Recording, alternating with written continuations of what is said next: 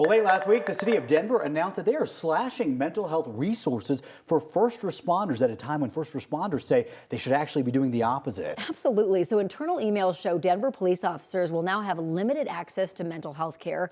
Our mental health expert, Dr. Sheryl Ziegler, joins us now to talk about the impact of this. Good morning. Good morning. This is really fascinating to me because I'm pretty connected to the first responder community. They talk about PTSD all the time, mental health issues. I mean, what they see, what they go through. So talk about what these first responders go through and why it's so important to have this care. Yeah, we've known for a long time that first responders have over a double increased probability of suicide, depression, anxiety, substance abuse, and PTSD than the general population.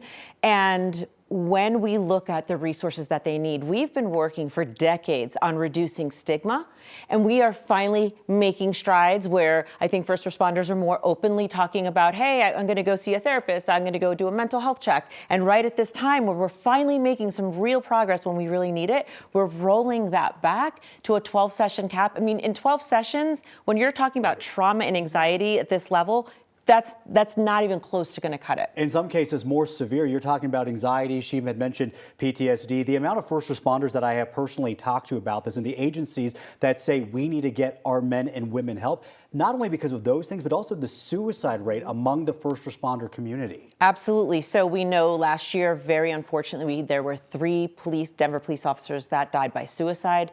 And that is an alarming situation. And so it does feel like, how can we then respond the following year and actually take away services that could help? And so we are talking about suicide. And when I say anxiety, we have an anxiety issue in our whole country, but this type of anxiety is right on the road to PTSD. We also have a lot of people that are first responders that also served in the military.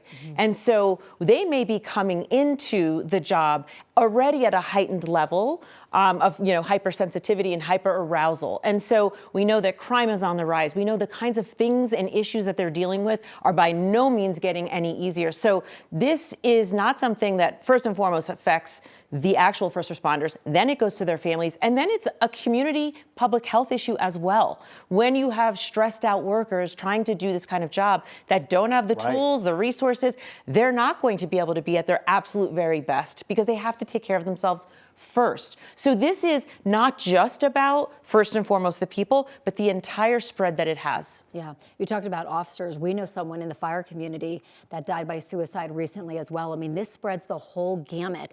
So talk about some of the barriers of seeking help for these first responders. Yeah, well, historically, it's been just stigma, right? So that was one piece. And then here, particularly in Colorado, we have the piece around culturally sensitive, informed workers. You have to know this population. So when we say things like you have to be culturally competent, it's not just race and gender that's included, but also first responders. It's a unique subset. It's just like veterans. There are certain types of psychologists that specialize in that. So you have to have that cultural competency as well. So that's an issue. And then now when you're talking about 12 sessions and they think, this isn't going to help me, this isn't going to be long enough, we may see people that are pulling back. So the access is really important. The level of competency on the people treating them is really important. And then just the stigma piece, which has been the hardest part of all. And so if we're doing it less, we're going to be talking about it less, it's going to be seen differently. Now, another part that's hard for just honestly anybody, for the most part, we talk about expanding access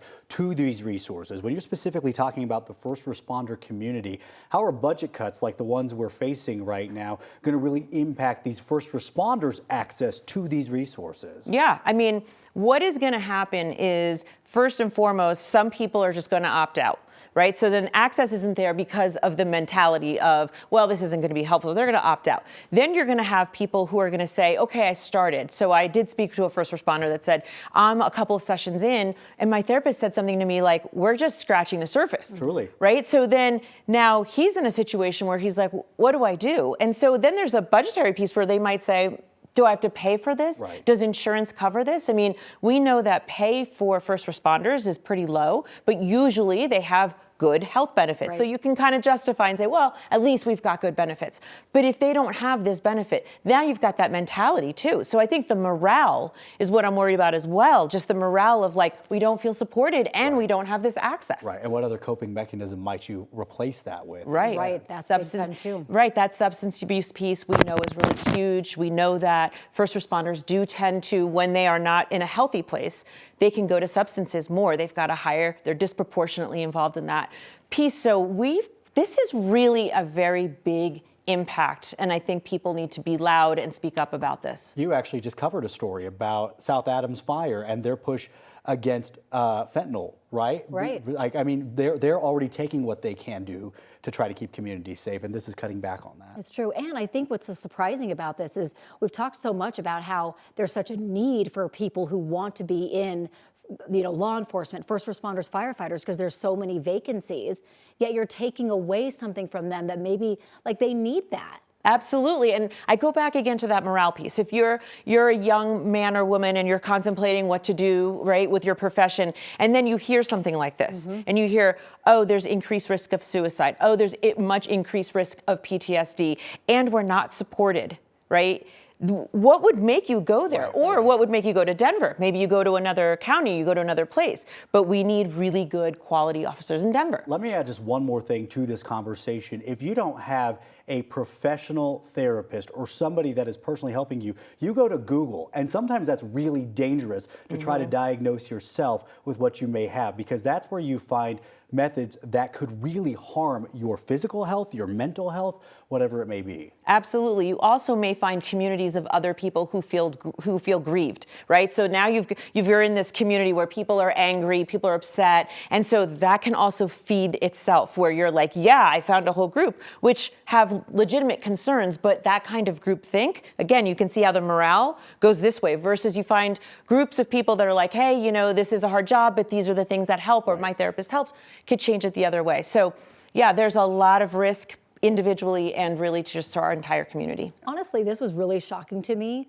when I saw it, and I really wonder if there's going to be some pushback, and someone who's not in the field made this decision and now realizes how truly important it is, and they can find budget somewhere else. Absolutely. I mean, I read that, the police officers are going to be pushing back, not just police officers and fire, that they're collectively going to try to be pushing back. But I think as a community, whatever we can do to support that, to write and call to people who make these kinds of decisions, I think is really needed in this case. Well, clearly there's a lot we could talk about here.